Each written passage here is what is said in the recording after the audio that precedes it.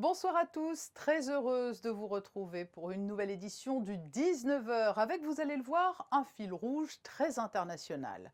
Nous nous rendrons notamment en Serbie et en Géorgie. À Belgrade, tout d'abord, le prince Albert II effectue une visite officielle de 2 jours. Nous retrouverons l'équipe de Monaco Info qui couvre ce déplacement. Et nous prendrons également la direction de Tbilissi en Géorgie où la princesse Charlène se trouve quant à elle depuis hier. Elle a notamment pu rencontrer les sportifs du club de rugby de la capitale à qui elle a offert un bus et des équipements. Dans moins d'un mois, les Américains seront appelés aux urnes pour élire leur nouveau président. Qui de Donald Trump ou Joe Biden l'emportera? Difficile à prédire à ce jour, mais l'économiste Mathilde Lemoine sera notre invitée pour nous expliquer lequel des programmes économiques des deux candidats est le plus à même de séduire les milieux financiers et pas seulement. Elle a un parcours aussi riche que varié. Le nouveau directeur des laboratoires de l'environnement de l'Agence internationale de l'énergie atomique est une femme, monégasque de surcroît. Elle est entrée en fonction au début du mois de septembre. Florence Descroix-Comanducci viendra nous présenter ses nouvelles missions. Et puis un volet sportif dans ce journal avec la présentation des équipes féminines et masculines monégasques de rugby. Mais tout de suite donc, envolons-nous pour la Serbie où le prince Albert II est en voyage officiel. Retour tout de suite sur la première journée de cette visite dans ce pays des Balkans avec le reportage de nos envoyés spéciaux Fabien Bonilla et Sylvain Péroumal. 10h40, l'avion du prince arrive sur le tarmac serbe. Le souverain est accueilli par la garde d'honneur. C'est le premier grand déplacement du prince Albert II depuis décembre dernier et la COP25 de Madrid, la crise sanitaire étant entre-temps passée par là. Le prince s'est donc rendu à Belgrade suite à l'invitation du président de la République serbe, Aleksandar Vučić. Le souverain était accompagné d'une délégation composée entre autres de Laurent Anselmi, le conseiller de gouvernement pour les relations extérieures et la coopération, et Anne-Marie Boisbouvier, conseiller au cabinet princier. Les deux chefs d'État se sont entretenus en tête-à-tête. Ils ont abordé plusieurs thèmes tels que l'environnement, la préservation des mers et des océans, le tourisme, ainsi que l'Alliance pour le multilatéralisme. Monaco a d'ailleurs suggéré la possibilité pour la Serbie de rejoindre cette alliance lancée à l'ONU. L'Alliance pour le multilatéralisme, c'est une union informelle qui a pour but, si vous voulez, de remobiliser les États sur les fondamentaux qui ont conduit à créer l'Organisation des Nations Unies et à revivifier un peu des mécanismes qui sont peut-être mis à mal par une tendance naturelle au repli sur soi du fait non seulement du Covid-19, mais je dirais de l'évolution du monde. Et donc c'est un mouvement qui sert à rappeler que le multilatéralisme, ça a été créé à la fin d'un conflit mondial avec les horreurs que vous savez, et pour éviter que ça reparte. Lors de cette journée, Aleksandar Vučić a remis l'ordre de la République de Serbie au prince Albert II pour le développement et le renforcement de la coopération pacifique et des relations amicales entre les deux pays. Le souverain a été reçu également en fin de matinée par le Premier ministre Ana Brnabić au sein de ce même palais de Serbie pour un déjeuner de travail. Un déplacement diplomatique donc, mais également économique, puisque Guillaume Rose du Monaco Economic Board a signé un MOU avec son homologue de la Chambre de commerce serbe afin de nouer des relations économiques entre les deux pays. Il ne faut pas oublier la partie culturelle de ce voyage officiel. Le prince Albert II a visité le musée national de Belgrade, le plus ancien musée de Serbie, pour y découvrir les œuvres d'art retraçant l'histoire de ce pays. Cette journée s'est ensuite achevée par un dîner officiel offert par le président de la République de Serbie. Vous l'avez vu sur ces images, le prince Albert II a rencontré l'exécutif serbe. Je vous propose de l'écouter, il revient sur l'importance que revêt ce déplacement officiel. Je crois que la Serbie a beaucoup d'atouts, a des performances économiques tout à fait remarquables pour la région, a vraiment cette envie de nouer des contacts internationaux pour son développement. Aussi, on a pu évoquer certains aspects environnementaux et leur désir de mieux s'équiper, et notamment au traitement des eaux usées, mais pas uniquement, aussi en énergie renouvelable. Et puis on a abordé des questions de tourisme et d'écotourisme, de valorisation et de protection de certaines zones, ce qu'ils font déjà, pour un pays de cette taille et dans cette région du monde, ils ont un très grand réseau de parcs naturels, et et d'air protégé. Donc je pense qu'il y a une convergence de vues qui est tout à fait intéressante. Et nous reviendrons dans notre édition de vendredi 19h sur la suite de ce voyage officiel avec la partie environnementale de ce déplacement princier en Serbie. Outre-Atlantique, nous sommes entrés dans la dernière ligne droite de la campagne pour l'élection présidentielle. L'issue du duel Trump-Biden semble bien incertaine et le président sortant, qui fait débat en raison de sa personnalité notamment, semble pourtant avoir pour lui un bon bilan sur le plan économique. Mathilde Lemoine, économiste au sein du groupe Edmond de Rothschild, est avec nous. Bonsoir Mathilde Lemoine. Bonsoir. L'élection américaine se déroulera dans moins d'un mois. Le bilan économique de Donald Trump est-il un atout ou un handicap pour lui? Plutôt un atout, même si la croissance n'a pas été aussi dynamique qu'il l'avait annoncé lors de sa campagne.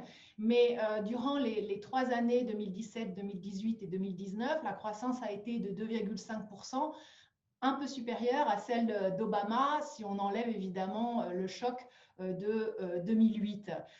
Et cette croissance a été soutenue par la consommation des ménages. Donc là, il a rempli en fait ses objectifs puisque les baisses d'impôts ont soutenu le revenu des ménages et les salaires horaires ont fortement accéléré.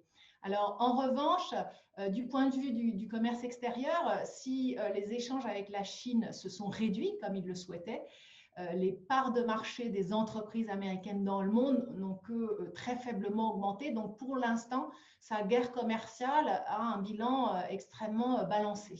Et en termes d'emploi, je crois que le taux de chômage est à un de ses plus bas. Hein. Oui, alors non seulement le taux de chômage a baissé à un plus bas historique, mais surtout, le taux de participation a fortement augmenté. Et donc, ça a fait taire les oiseaux de mauvaise augure qui disaient que son programme fiscal allait simplement créer de l'inflation et appauvrir les ménages américains. Ça ne s'est pas passé. Ces baisses d'impôts ont non seulement accru la présence des Américains sur le marché du travail, pas seulement la baisse du taux de chômage, mais aussi leur participation au marché du travail. Et l'autre élément aussi qu'on peut ajouter, c'est que, encore une fois, contre tout ce que tout le monde annonçait, le dollar n'a pas dévissé, puisque le niveau du dollar contre toutes les monnaies est resté à peu près stable. Et donc, l'effet Trump sur le dollar n'a pas été si négatif que ce que tout le monde prévoyait au début de son mandat. À l'inverse, est-ce que le programme économique de Joe Biden est de nature à faire la différence? On l'entend beaucoup sur les questions environnementales, sur les classes moyennes, mais est-ce suffisant? Le programme de Biden insiste vraiment sur l'augmentation des investissements en infrastructure, alors bien sûr en faveur de l'environnement, mais aussi en matière d'éducation, en matière de soutien, comme vous l'avez dit, aux classes moyennes et aux classes les plus populaires. Ce qui serait, de mon point de vue, très différent de l'ère Trump, bien sûr, c'est ce fort accroissement des dépenses publiques, mais aussi le fait qu'il y aurait peut-être moins de tensions au niveau international, puisque probablement les surtaxes de droits de douane seraient immédiatement diminuées et ça pourrait se traduire par une plus grande confiance dans l'économie internationale et surtout par un regain des investissements en Asie. En marge de cette fin de campagne électorale très indécise, quel est plus généralement le contexte économique actuel aux États-Unis sur fond de crise sanitaire? L'économie va plutôt bien. L'économie a déjà recréé le nombre d'emplois détruits au mois de mars et au mois d'avril. Il y avait eu 11 millions d'emplois détruits en 2 mois, 11 millions d'emplois ont été créés entre mai et septembre. Donc vous voyez, c'est vraiment extrêmement impressionnant. Et donc finalement, même s'il y a une inquiétude qui est liée au Covid, l'économie américaine souffre moins que l'économie de la zone euro. Et c'est aussi pour ça, me semble-t-il, que Donald Trump et les républicains parient sur une forme de continuité, même si évidemment ils iront plus loin dans la réforme fiscale durant un second mandat éventuellement.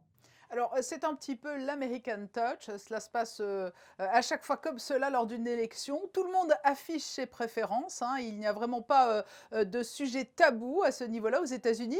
Est-ce que le monde de la finance a choisi son candidat? Alors, je dirais qu'il est plus ambivalent qu'en 2016. C'est ça le paradoxe.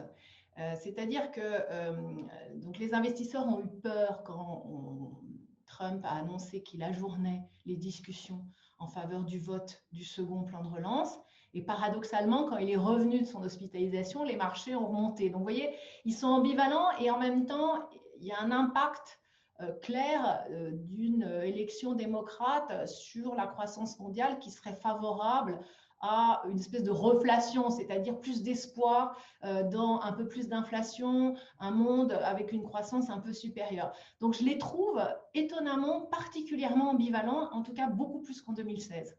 Mathilde Lemoine, économiste au sein du groupe Edmond de Rothschild, merci pour cet éclairage avant le scrutin électoral présidentiel américain. Merci beaucoup, bonne soirée. L'élan ne faiblit pas à Monaco en faveur des sinistrés des vallées de la Vésubie, de la Tinée et de la Roya. La mairie de Monaco organise une grande collecte, Frédéric Elion. Une collecte qui a démarré aujourd'hui et qui continuera demain, vendredi de 9h à 14h. Vous pouvez donc amener à l'espace Léo Ferré des denrées alimentaires, produits d'hygiène et divers objets du quotidien. Les dons seront ensuite pris en charge par l'unité légère d'intervention et de secours qui les acheminera dans les communes sinistrées. Le maire et les membres du conseil communal ont également souhaité effectuer un don financier au département des Alpes-Maritimes afin de contribuer à la reconstruction des infrastructures et participer à l'effort collectif de solidarité qui s'organise depuis plusieurs jours. Une information à présent qui pourrait intéresser certains étudiants de la principauté. Oui, le gouvernement informe les étudiants de nationalité monégasque désireux de se spécialiser dans les affaires européennes que l'appel à candidature pour l'année académique 2021-2022 au Collège d'Europe est ouvert jusqu'au 13 janvier 2021. Le Collège d'Europe est un institut de formation spécialisé dans les études européennes, établi sur 2 campus, à Bruges en Belgique et Natolin en Pologne. Le programme d'1 an conduit à l'obtention d'un master dans l'une des disciplines proposées, économie, droit, sciences politiques et administratives, relations internationales et diplomatiques de l'Union européenne. C'est une entité onusienne peut-être méconnue et pourtant elle joue un rôle très important. L'AIEA, l'Agence internationale de l'énergie atomique, dispose de laboratoires environnementaux à Monaco et depuis peu, depuis début septembre, une nouvelle directrice a pris la tête de cette structure. Elle est notre invitée, Florence Descroix-Comanducci, bonsoir. Bonsoir. Vous avez pris la tête des laboratoires de l'AIEA à Monaco au début du mois de septembre et vous êtes la première monégasque à ce poste. C'est une formidable reconnaissance et un énorme défi. Oui, c'est la suite d'une carrière. J'ai commencé à l'Agence internationale pour l'énergie atomique il y a un certain nombre d'années en tant que chercheur ici dans les laboratoires. Et puis j'ai poursuivi ma carrière ailleurs et je reviens maintenant à ce poste. Et c'est effectivement une grande fierté d'être le premier ressortissant monégasque à atteindre ce niveau de responsabilité au niveau des Nations Unies. Et puis le fait que ce soit une femme, c'est un petit clin d'œil. Voilà. Pouvez-vous nous rappeler justement les missions de ce laboratoire de l'AIEA qui est un peu méconnu du grand public ? Alors, ce laboratoire de l'environnement est le seul de ce type au niveau des Nations Unies. Il y a un laboratoire de l'environnement et il est ici à Monaco. Il est composé de, en fait, 3 laboratoires qui sont à vocation marine, qui sont basés ici à Monaco. Et il y a un laboratoire d'environnement terrestre qui est en Autriche, à côté de Vienne, donc à côté du siège de l'AIEA, et qui, lui, est orienté vers donc, cet environnement terrestre.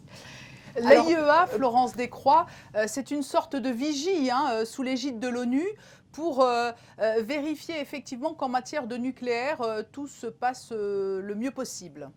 Alors effectivement, ici à Monaco, nous avons un volet de surveillance de la radioactivité en mer, mais il y a aussi 2 laboratoires qui travaillent plus sur les côtés contamination ou l'utilisation de la radioactivité, moi je dirais de l'atome pour la paix, et de l'atome en tant que traceur et permettent de comprendre des comportements, par exemple, comment les contaminants qui sont en mer rentrent dans la chaîne alimentaire marine. Les océans sont au cœur de votre réflexion et mieux que quiconque, vous savez qu'il faut les préserver et qu'ils peuvent également être une source importante d'enseignement et d'enrichissement. Nous avons ici un centre de coordination internationale sur l'acidification des océans. Alors, cette acidification des océans, elle est due au fait de l'augmentation du gaz carbonique dans l'atmosphère. Et ce gaz carbonique rentre ensuite dans les océans, ça acidifie l'océan et ça a un impact sur tous les organismes qui ont une coquille calcaire, les larves de poissons. Donc il y a vraiment un impact sur les écosystèmes et c'est un mécanisme, un phénomène qui est assez peu connu et pour lequel pourtant il faudrait vraiment une réelle prise de conscience. Une dernière question, alors qui n'est pas du tout corporatiste, mais nous avons lancé une série de reportages sur les femmes dans la sûreté publique de Monaco notamment, pour mettre en lumière la place des femmes dans le monde du travail. Le fait d'être une femme, cela a compliqué les choses pour vous parfois dans votre carrière ou pas du tout ? Cela reste toujours plus difficile pour une femme d'atteindre un poste à haute responsabilité. D'un autre côté, les femmes apportent un autre éclairage, donc cette complémentarité est importante. Et je suis assez fière de dire que les laboratoires d'environnement de l'AIEA à Monaco ont une parité homme-femme qui est pratiquement respectée. Florence Descroix-Comanducci, merci d'avoir répondu à nos questions et l'on vous souhaite beaucoup de succès dans vos nouvelles fonctions à la tête des laboratoires de l'AIEA. C'est moi qui vous remercie. Bonne soirée. Nous étions au début de cette édition en Serbie avec le prince Albert II. La princesse Charlène a entamé quant à elle une visite de 2 jours à Tbilissi en Géorgie. Un déplacement qui comprend un large volet sportif. Le reportage dans la capitale géorgienne d'Émilie Rousseau et Serge Prémont. Il s'agit de la première visite en Géorgie de la princesse Charlène, une visite qui a débuté à Tbilissi. L'épouse du prince Albert II a été accueillie dès son arrivée par le ministre de l'Éducation, des Sciences, de la Culture et des Sports. Puis elle s'est rendue sur les différents sites olympiques de la capitale, des infrastructures récentes construites en 2015 pour le Festival olympique de la jeunesse européenne. 5 athlètes monégasques avaient d'ailleurs participé à cet événement. Ici, désormais, s'entraînent les équipes nationales de gym ou de water-polo. Plus tard dans la journée, la princesse Charlène a rencontré des athlètes paralympiques, champions du monde de leur discipline pour certains. L'un des temps forts de ce déplacement est le don d'un bus au club de rugby du FC Tbilissi, un cadeau que la princesse Charlène a tenu à conduire elle-même. L'image est symbolique, l'épouse du prince Albert II au volant de ce bus offert par sa fondation. Elle a été accueillie chaleureusement par les enfants de l'école de rugby. In Monaco, I have a program which consists of young rugby players from all different countries, and Georgia is one of the countries that come to participate in our rugby program, which is called our Saint Devote rugby program. And every year, the young players, they drive 44 hours to come to Monaco to play this game, and it was like, wow, I was so touched by that, and I thought, what can I give them? What gift can I give them to thank them so much for supporting my program? And so I decided to get them a little vehicle where they could, you know, perhaps go from state to state and challenge other schools and whatever. Yeah, so that's why I'm here, is to hand over that and to have a look at the sports facilities. Don d'un bus, d'équipements, c'est au travers de gestes comme ceux-ci ou des actions qu'elle mène avec sa fondation que la princesse Charlène souhaite développer ce type d'opération, et ce afin que les enfants puissent grandir, évoluer autour des valeurs du sport. როგორც პრინცესას უთხარი, რომ აი ეს ყურადღება, რომელსაც ის იჩენს აი თავისი საქმიანობით, იმ ტურნირით, რომელსაც ის აკეთებს და მით უმეტეს ახლა ესეთ ქვეყნებში, როგორც საქართველოა, ჩვენ ვართ საქართველოს რაგბის კავშირის აი პატარა ნაწილი რა, რომელიდანაც მე ხდება ეს დიდი მიღწევები, რაც ამიტომ ძალიან მნიშვნელოვანია რა თქმა უნდა. Pour clôturer cette journée, la princesse Charlène a été reçue à la fondation AIIA, un centre de réhabilitation pour les enfants malentendants, Fondée en 2016, elle vise à soutenir leur processus de réintégration dans la société.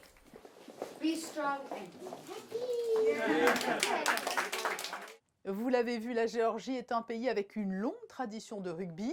À Monaco aussi, Frédéric et Lyon, l'Ovalie est très appréciée. Effectivement, avec notamment l'équipe senior de l'AS Monaco Rugby qui vient d'enchaîner 6 montées en 10 ans pour se retrouver actuellement en Fédéral 3.